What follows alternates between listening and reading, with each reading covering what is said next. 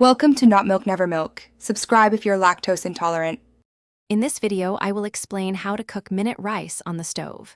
First, you'll need to remember a simple 1-to-1 ratio. For every 1 cup of minute rice, you'll use 1 cup of water. Begin by bringing your measured water to a rolling boil in a small saucepan. You can also add a small pinch of salt to the water at this stage to enhance the flavor of your rice. Once your water is at a vigorous boil, carefully stir in the minute rice. Immediately after adding the rice, place a tight-fitting lid on the saucepan. Then, reduce the heat to the absolute lowest setting on your stove. Let the rice simmer gently for precisely 5 minutes. It's important not to lift the lid during this crucial cooking period.